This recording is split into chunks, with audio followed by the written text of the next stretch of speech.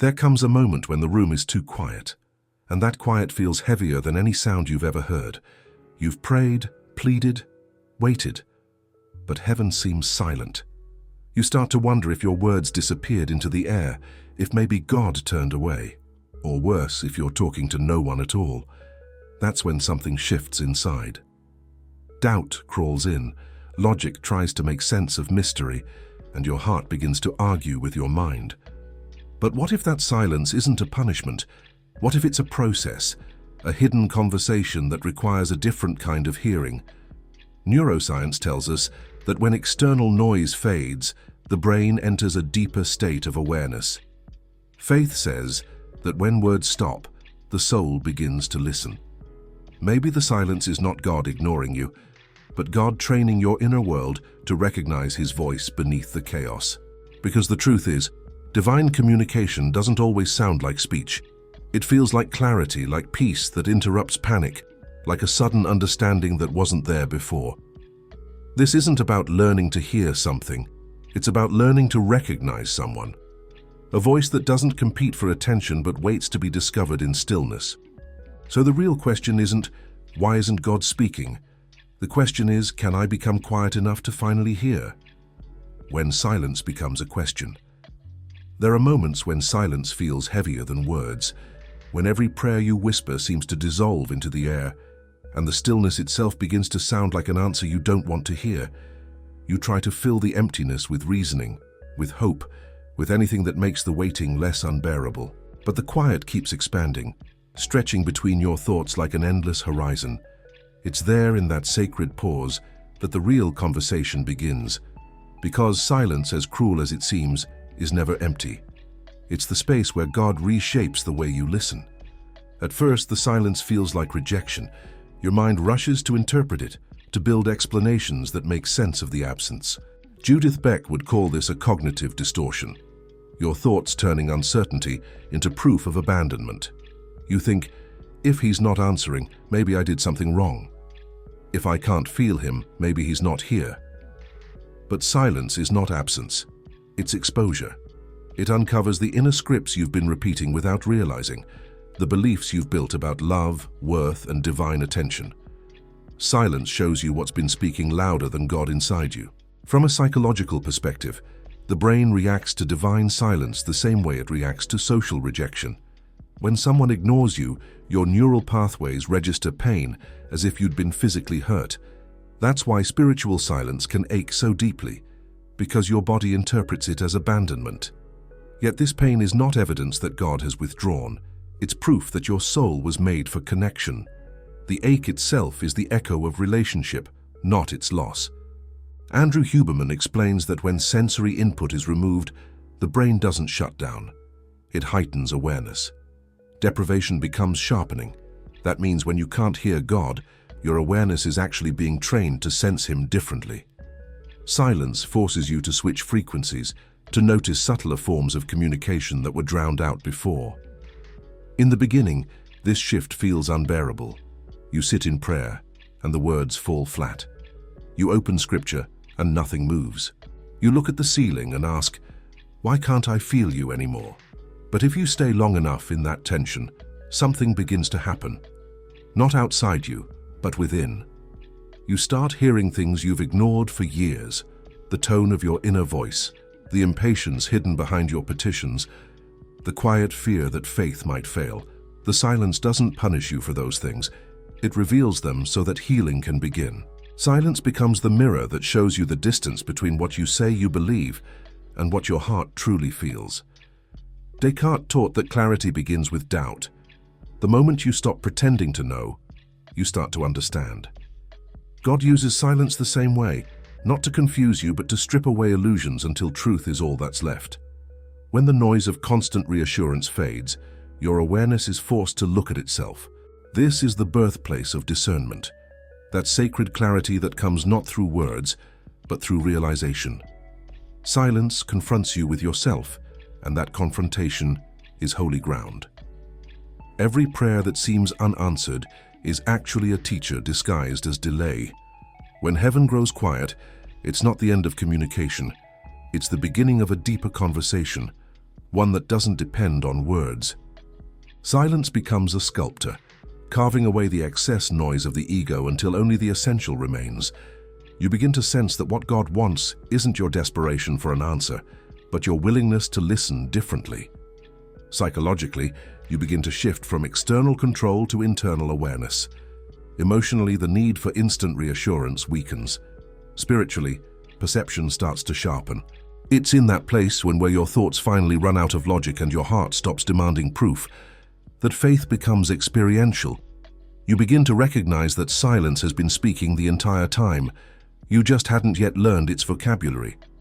God's silence is not neglect, it's design. It's a form of divine therapy that realigns how you interpret presence. The waiting you fear is actually the recalibration of your inner world to a higher frequency of awareness. Every unanswered prayer is an invitation to look inward, to notice the subtle shifts in your perception, to trace the edges of your longing back to its source. And when you do, you discover that silence is not a wall separating you from God, but a mirror revealing Him within you. Eventually, the question changes. You stop asking, "Why won't He speak?" and start realizing, He's been speaking all along, just not in the language I expected. What once felt like divine distance transforms into sacred intimacy. Because silence doesn't separate you from God, it strips away everything that kept you from hearing Him clearly. The quiet you once feared becomes the doorway to the deepest awareness you've ever known. It's not that God is far away, it's that He's closer than thought, closer than sound, waiting for you to finally stop listening with your ears and start listening with your soul. The psychology of unheard prayers. There is a particular kind of ache that comes when you speak to heaven and hear nothing back. It's not just disappointment, it's disorientation. Your mind starts replaying every word you prayed, searching for flaws, replaying the moments you believed something would change. You start to wonder if maybe you misunderstood God, or worse, if He stopped listening. What you don't realize is that this ache, this silence, isn't divine neglect.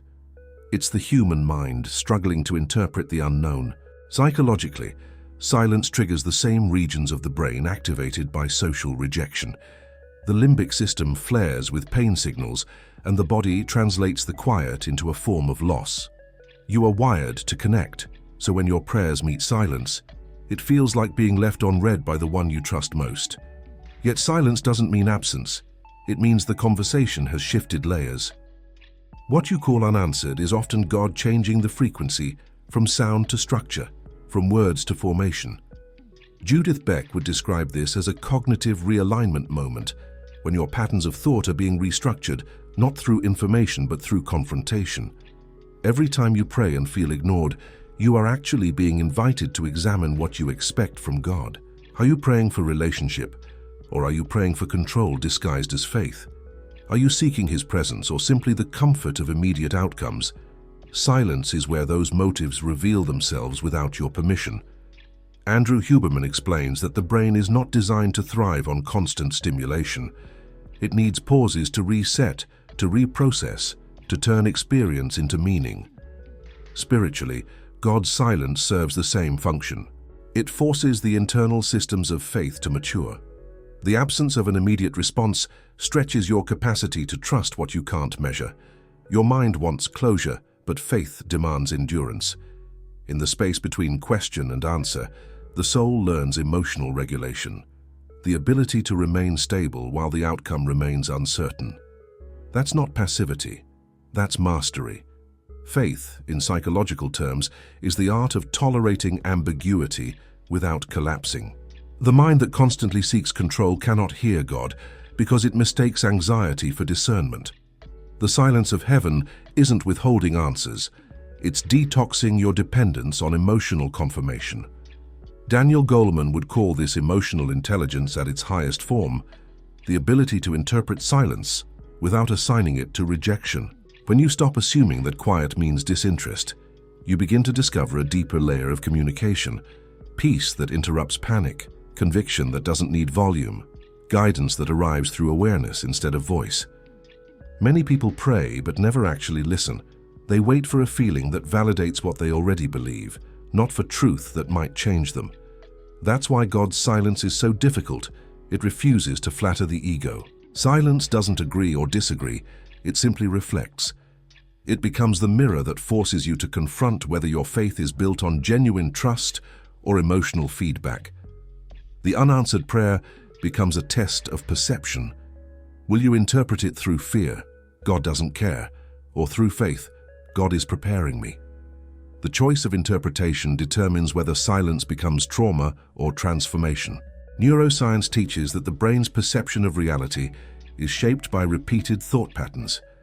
The more often you interpret silence as rejection, the more your neural pathways wire around that belief, and soon you stop expecting God to respond at all.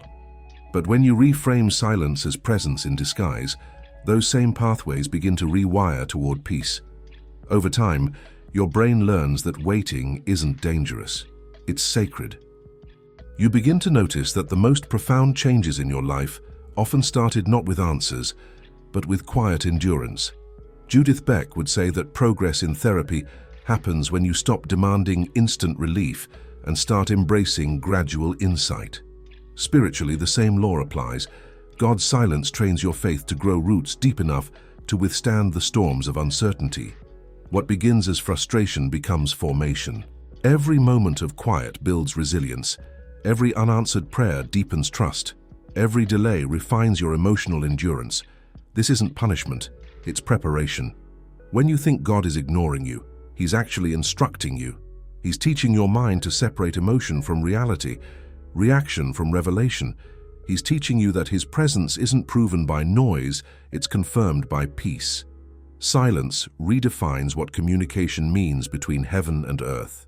It shifts the dialogue from external proof to internal knowing.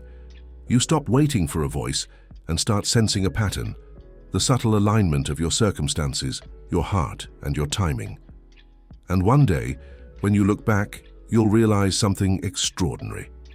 God did answer every prayer, just not through the medium you expected. Some prayers He answered through strength you didn't know you had, some through doors He closed to protect you, others through silence that matured you before He gave what you asked for. The psychology of unheard prayers is really the psychology of divine wisdom, a wisdom that knows that sometimes the best way to guide you isn't to speak louder, but to let you grow quiet enough to recognize His hand in everything. What once felt like abandonment becomes revelation. The stillness that used to torment you becomes sacred ground.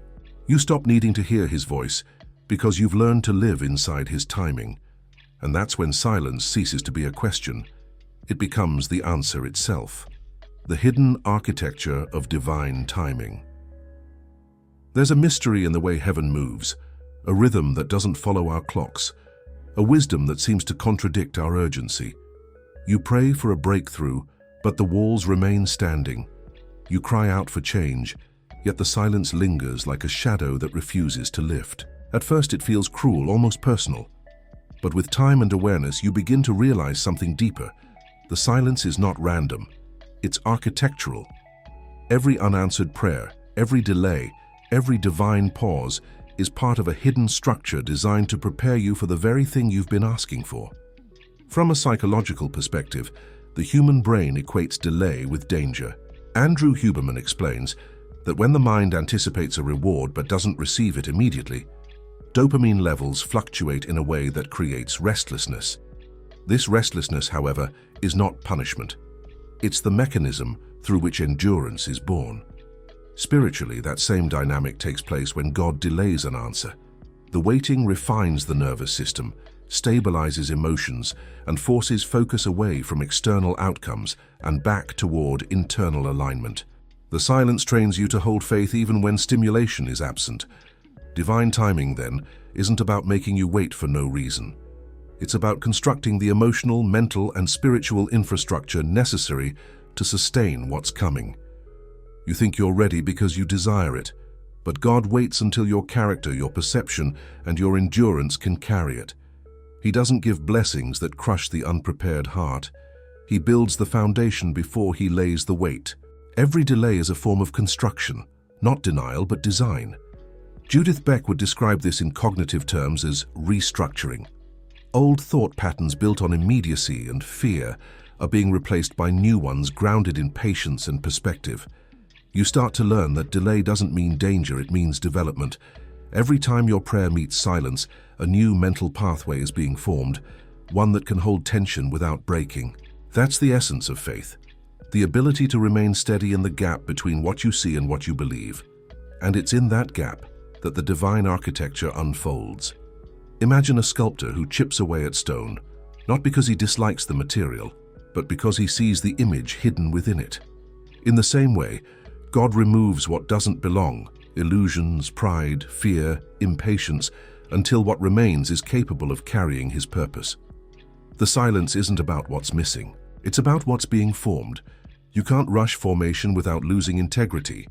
A bridge built too quickly collapses under its own beauty, so God slows your life down, sometimes painfully, so that your inner structure can match the magnitude of your calling. Huberman often describes the brain's capacity for change, neuroplasticity, as something that only activates under pressure and focus. That means that frustration, waiting, and uncertainty are the very catalysts that awaken transformation. Spiritually, it's no different. The pressure you feel during divine silence is the stretching of capacity. Your mind, heart, and faith are being rewired to hold more peace, more trust, more discernment. What feels like delay is actually the rewiring of your entire being for alignment. You may think you're waiting for God to act, but often God is waiting for your inner world to stabilize. He doesn't just answer prayers. He synchronizes timing. He arranges people, prepares opportunities, heals emotional wounds, and matures your discernment, all quietly beneath the surface. Divine timing is not passive, it's precise. Every closed door, every interruption, every not yet is a supporting beam in the unseen structure of what he's building. You are not being denied, you are being completed. Marcus Aurelius once wrote, "What stands in the way becomes the way." The Stoics understood what faith later confirmed, that delay is the path, not a detour. The obstacles you face in the waiting season are not blocking God's promise. They are building you into someone who can carry it. Judith Beck would call this exposure therapy, the gradual training of your mind to remain calm in discomfort until peace becomes the new normal. Faith functions the same way. The more you sit with divine silence, the more your nervous system adapts to peace as its baseline, not fear. The architecture of divine timing operates in layers, psychological, emotional, spiritual, each one reinforcing the next. In silence, your perception sharpens. In waiting, your strength solidifies. The prayer that once came from desperation transforms into one rooted in surrender. You stop demanding answers and start preparing to hold them. You begin to see that the delay wasn't resistance, it was rhythm, God building timing into your transformation. And then, almost suddenly, what you've been praying for arrives. But it doesn't come as a surprise, it comes as confirmation. You realize the answer had been forming within you long before it appeared around you. The waiting didn't waste time, it created readiness. God's silence wasn't neglect, it was engineering. Every day of uncertainty was laying spiritual foundation for an answer that would not just visit but remain. In the end, divine timing reveals that God's wait was never no. It was not yet, because I love you too much to let you collapse under the weight of what you're not ready to hold. What once felt like delay turns out to be design. The stillness you resented becomes sacred, and when His plan finally unfolds, it doesn't just fit your prayer, it fits your growth. That's when you realize that the silence was never empty. It was the sound of construction, heaven building something inside you strong enough to last forever. The noise that drowns the whisper. It's not that God has stopped speaking. It's that most of us have forgotten how to be quiet. The world around us has become a constant current of stimulation, notifications, opinions, background music, endless conversation. Every silence is instantly filled. Every pause feels like a threat. And in that overload, the subtle voice of God gets lost, not because He's silent, but because we're too loud inside. The whisper of the Spirit can't compete with the roar of an untrained mind. The human brain wasn't designed to handle infinite input. Andrew Huberman explains that attention is a finite resource. The more scattered it becomes, the less capable the mind is of deep focus or reflection. Spiritually, this means that the more noise you allow in, whether external distractions or internal rumination, the less space there is for divine communication to reach you. You keep asking God to speak, but He's been speaking all along. The problem isn't the transmission, it's interference. The static of worry, fear, and constant thinking fills the frequency where peace once lived. Judith Beck would call this automatic thought overload, when the mind becomes so saturated with unchecked narratives that truth can no longer be distinguished from noise. You begin to confuse movement for progress, busyness for purpose, information for wisdom. And slowly, the inner voice that once guided you fades beneath layers of overthinking. God's whisper doesn't vanish. It's buried under your own commentary. The same brain that could perceive the sacred has been hijacked by urgency. The silence you fear is not the absence of God, but the absence of mental space for Him to be heard. The tragedy of modern spirituality is that we keep trying to hear God without becoming still enough to notice Him. We search for signs, chase emotional highs, and demand divine clarity, all while drowning in overstimulation. But the voice of the divine doesn't come through chaos. It emerges in coherence. Andrew Huberman often describes this as the attentional reset, when the brain disengages from external noise and rebalances its internal state. Spiritually, this is prayer beyond words, the moment when your attention shifts from outward control to inward awareness. To hear God, you don't need more effort, you need less interference. Think of a musician tuning an instrument.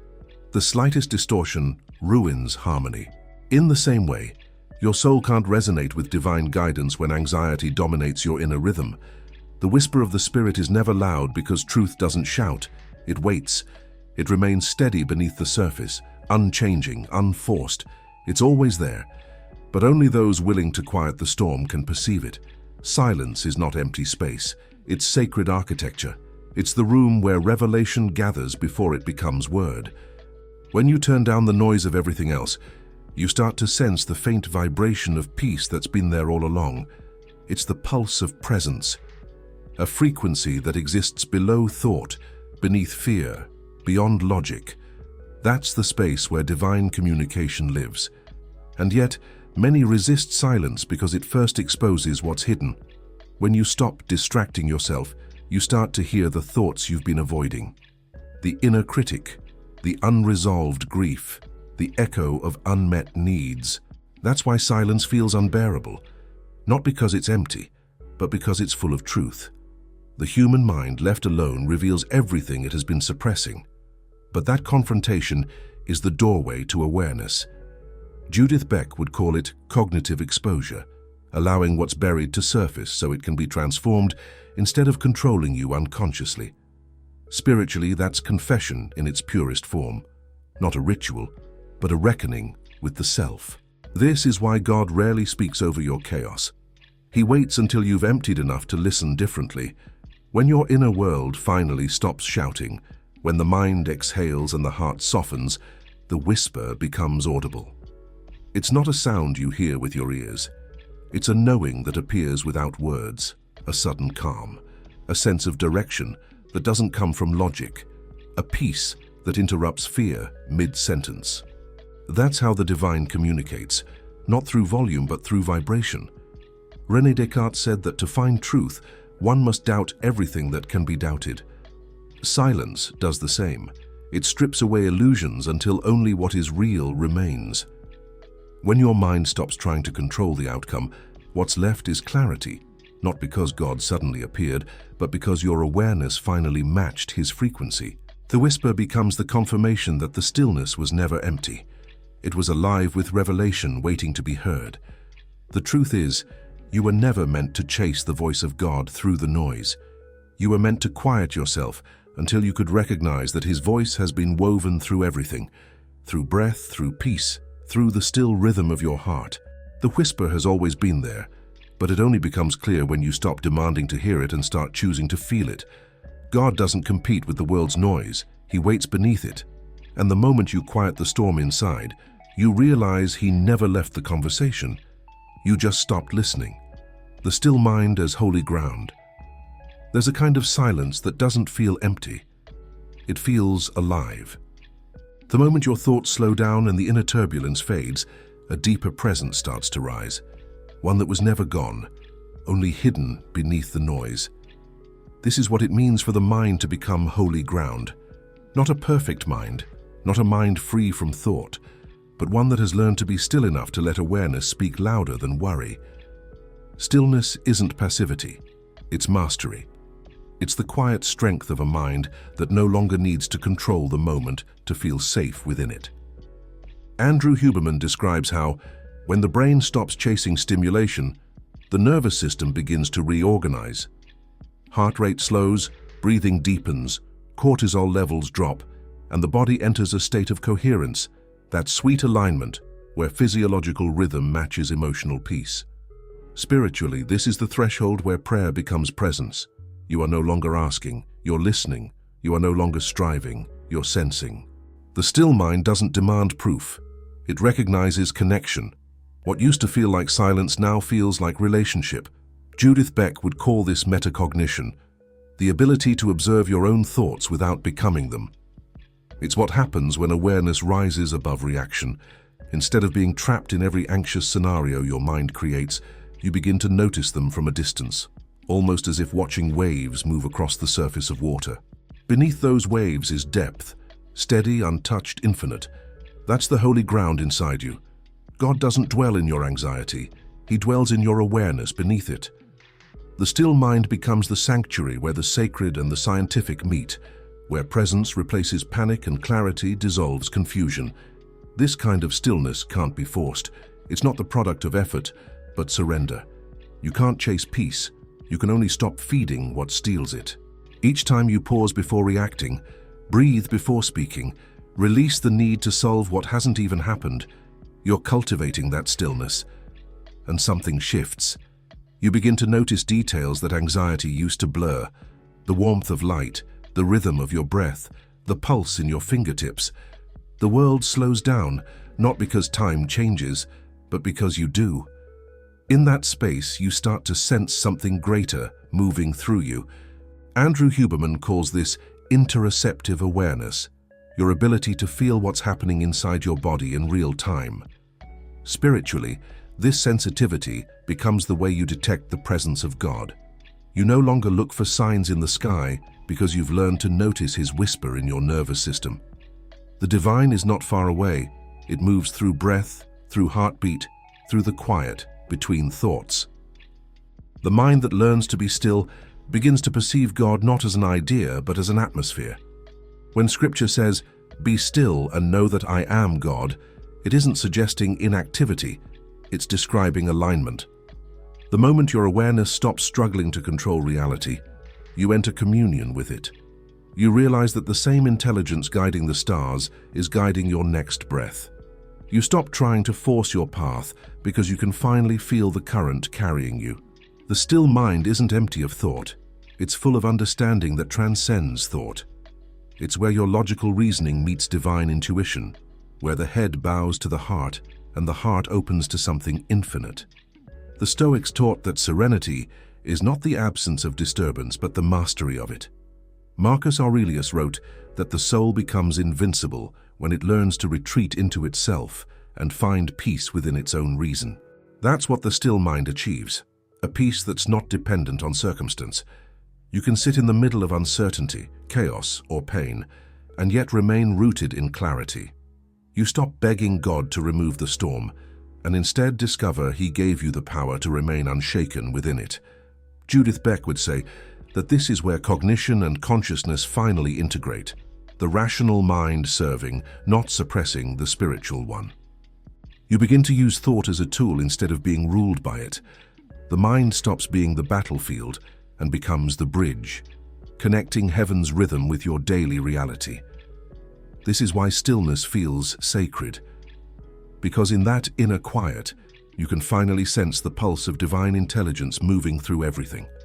When your mind is still, you realize that God was never hiding in the sky, waiting to be found. He's been dwelling in the stillness that exists right beneath your thoughts. Every moment you slow down enough to notice, Every time you return to your breath instead of your fear, you step barefoot onto holy ground, not in a temple, not in a church, but within the sanctuary of your own consciousness. That's where revelation begins. The voice of God doesn't enter a crowded mind, it emerges from a calm one. And once you've touched that stillness, once you've felt its peace, you'll spend the rest of your life returning to it. Not because you're escaping the world, but because you've finally found the place where heaven and earth meet in silence. The voice beneath thought. When the mind quiets, it doesn't go blank. It begins to reveal what has always been underneath. Beneath the noise of analysis and self-talk, there's a subtler voice. Not emotional, not logical, but aware. It doesn't argue, it doesn't insist. It simply is. This is the voice beneath thought, the intersection between consciousness and divine intelligence. You've heard it before in small moments, the sudden knowing that feels deeper than reason, the peace that arrives before explanation, the intuition that outpaces your intellect. Neuroscience calls this implicit awareness, the brain's ability to synthesize vast information beneath conscious processing. Spirituality calls it divine guidance. Both point to the same truth. What you call instinct may be the soul's language. The challenge is that most people drown it out by trying too hard to interpret it. The harder you think, the further it hides. Judith Beck would say that constant cognitive evaluation is a form of defense, an attempt to control uncertainty through reasoning. But the divine doesn't need your control, it needs your permission to unfold. This is where Cartesian clarity meets spiritual surrender. I think, therefore I am aware that I am not my thoughts. The separation between thought and awareness becomes revelation itself. God often speaks through this space, not as sentences, but as alignment, a quiet conviction that cuts through confusion. The voice beneath thought isn't an intruder, it's your original awareness before the world began telling you who to be. Once you recognize it, you realize you were never disconnected. You were just distracted. The ego's last defense. The closer you get to stillness, the louder the ego begins to scream. It senses a loss of control and confuses surrender with danger. This part of the mind was designed to protect you, to create boundaries, to define identity. But when faced with divine silence, it panics, because silence dismantles everything the ego built to feel safe. Certainty, control, self-importance.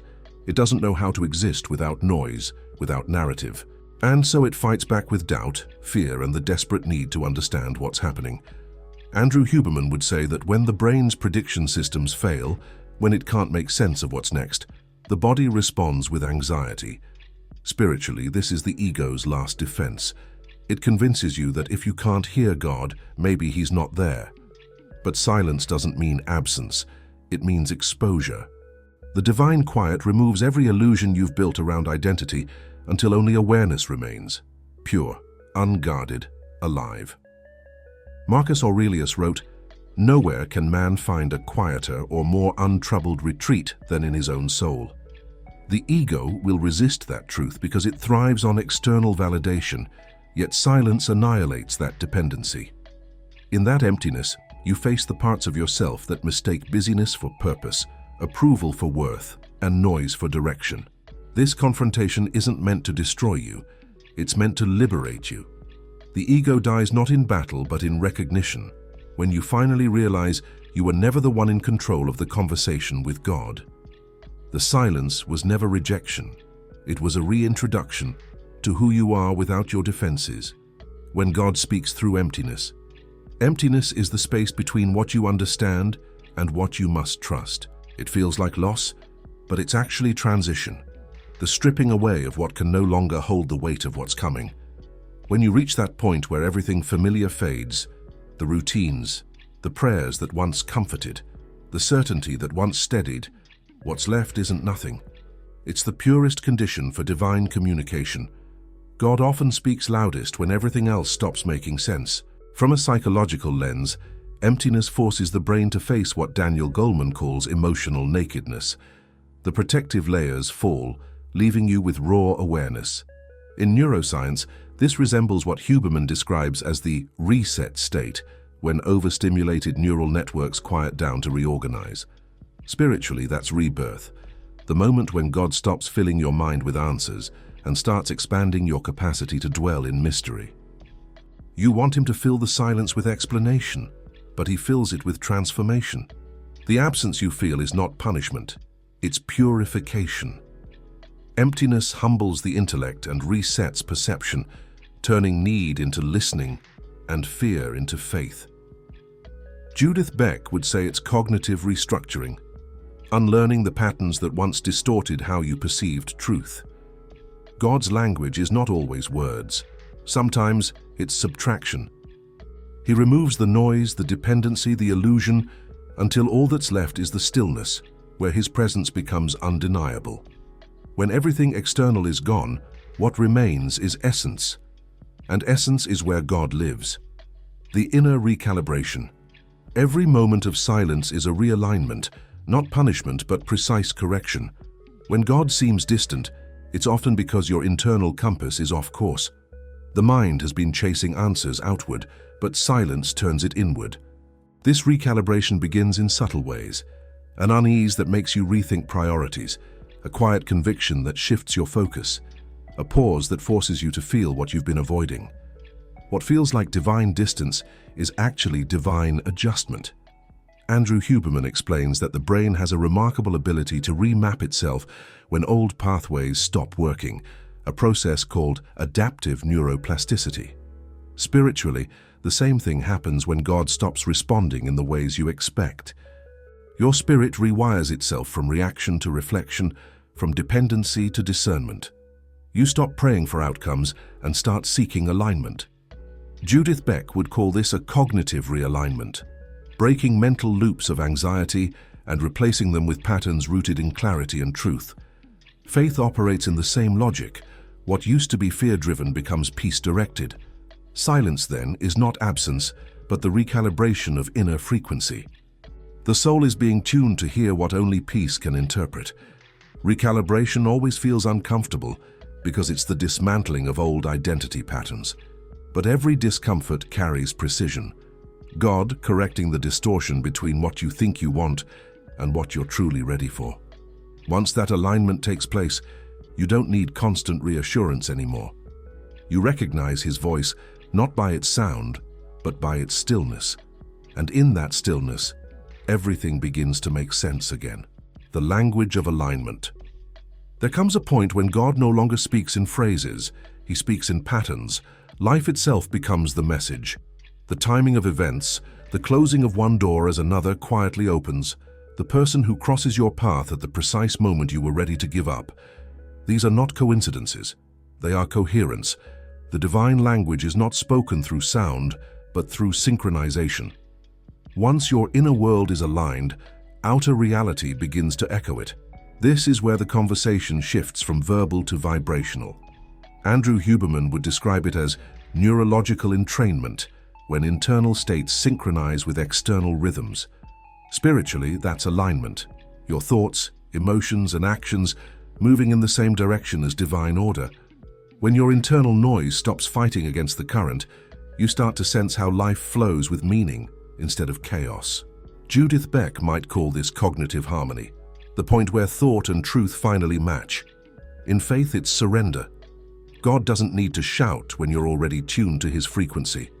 You no longer demand explanations because you start to recognize his movements in silence. The closed door doesn't scare you anymore, it informs you. The detour doesn't frustrate you, it refines you. Alignment is not about perfection, but perception. You begin to see that God doesn't always send signs. Sometimes he is the sign, operating through the rhythm of your unfolding life. And once you speak his language of stillness, you stop chasing his words and start living his will. The frequency of faith. Faith is not a feeling, it's a frequency. It's the inner vibration that resonates with trust even when logic collapses. When everything outside you falls silent, faith becomes the sound that remains. It's not loud, but it's steady. It hums beneath fear, beneath uncertainty, beneath the noise of your reasoning. Faith, at its essence, is alignment with what cannot yet be seen, but already exists in potential. Neuroscience shows that the brain adjusts its perception based on expectation, what Huberman calls anticipatory tuning. The mind begins to see what it believes is possible. Spiritually, that's faith in motion.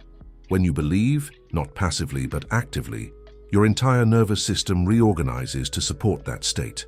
You breathe slower, your prefrontal cortex calms your amygdala. Doubt becomes data, not destiny. The body literally shifts into alignment with hope. Marcus Aurelius wrote, "The soul becomes dyed with the color of its thoughts." Faith works the same way. When you think faith, feel faith, and act faith, your world begins to reflect it back. This is the divine physics of trust, the way unseen conviction manifests into visible transformation. Judith Beck would say that faith restructures thought patterns by replacing catastrophic thinking with grounded belief. So when God is silent, faith is the translator. It turns absence into awareness and waiting into worship. The frequency of faith doesn't need proof, it creates it. The moment you tune your life to that frequency, you stop searching for a voice from heaven and start realizing that heaven has already been speaking through every steady beat of your own heart. The awakening of spiritual perception. There's a moment in every spiritual journey when what used to look ordinary begins to shimmer with meaning. The same sunrise, the same quiet room, the same silence suddenly feel alive with presence. That's not imagination, it's perception awakening. It's the moment your awareness expands beyond intellect and begins to sense the invisible structure behind everything. You start realizing that God was never absent, only unseen through the fog of distraction. Andrew Huberman explains that the brain filters billions of sensory inputs every second and only allows in what it's trained to notice. Faith functions the same way. Before awareness awakens, you only notice noise. After, you discern nuance. You begin to feel peace not as an emotion, but as a signal, the confirmation that your internal compass is finally aligned with divine direction.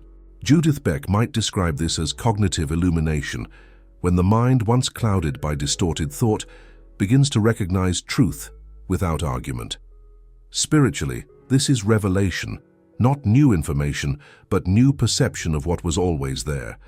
The Holy Spirit doesn't add sound, He clarifies frequency. This awakening is quiet but irreversible.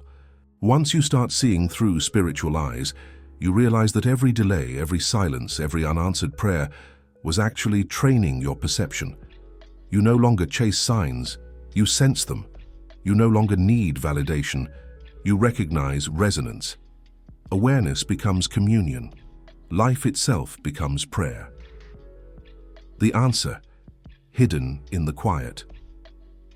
At the end of the journey, when every question has exhausted itself, you're left with silence, and that's where the revelation unfolds. You realize that God never stopped speaking. He simply stopped using sound. What you called silence was instruction. What you felt as delay was design. Every pause, every ache, every moment you thought was divine distance was actually the space where He was shaping your perception to finally hear without hearing. Andrew Huberman would say that in stillness, the brain enters a state of deep coherence, a neurological balance where awareness becomes sharper than thought. Spiritually, that's exactly where the divine conversation continues. You stop listening with your mind and start understanding with your being. Judith Beck might call it cognitive integration. When all parts of you align under truth, the noise of fear dissolves, the mind unclenches, and your awareness stabilizes in peace. You discover that God's silence was never about withholding, it was about revealing. You weren't being ignored, you were being invited. The quiet was never empty. It was full of presence, waiting for you to slow down enough to recognize it. That's the final mystery. He doesn't always speak to you. Sometimes He speaks through you. When the mind becomes still and the heart finally stops striving, you understand what was hidden all along. The answer isn't coming later. It's already here, pulsing inside the quiet. God didn't stop speaking. He changed where He could be heard.